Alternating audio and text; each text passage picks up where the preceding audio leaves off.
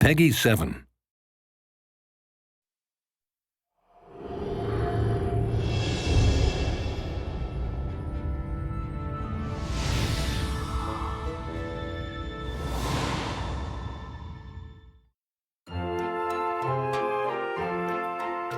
One of the things that set Disney apart from the other cartoon companies back in the day, and what really propelled them to what they have become, was they were the first cartoon company to add sound to their cartoons. If we go back before cartoons, could talk, music pretty much drove them forwards. The turning point was with the Silly Symphonies, when they started adding music and timing the animations to the music.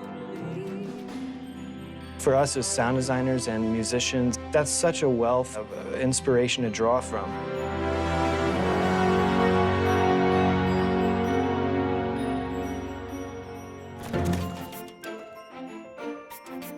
In this specific game, music is very, very important because story is so important. Story and music go very hand in hand. It's just another layer on top of everything that builds emotion and builds connection to the game.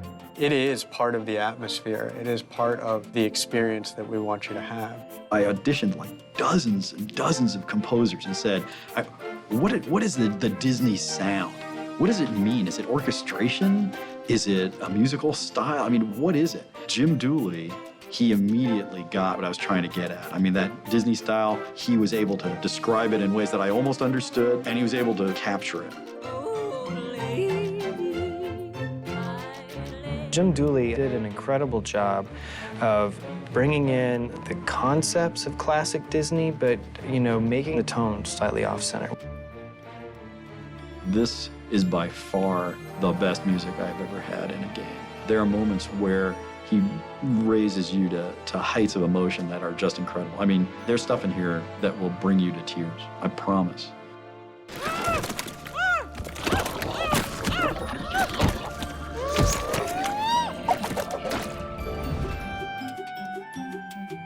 I asked Jim to create a Mickey theme and an Oswald theme.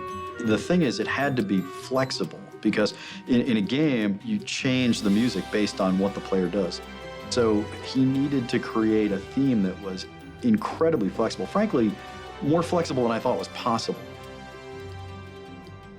The changes that we have in the music, from the ambient scoring that goes on when you're just exploring a world, to the combat music that kicks in, to the little bits of music that you get from the rides and riding them themselves, have all catered to changing that atmosphere and kind of poking at the emotions of the player. We use the music to tell the player what Mickey is feeling. So if he's in a sad mood, the music's going to be sad.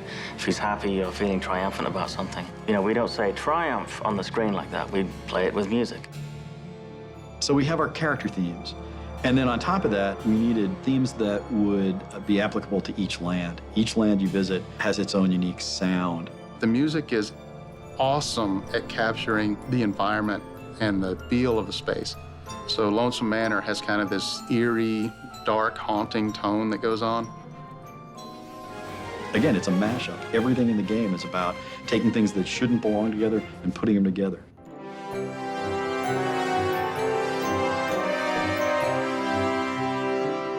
The range of emotions in the score is stunning.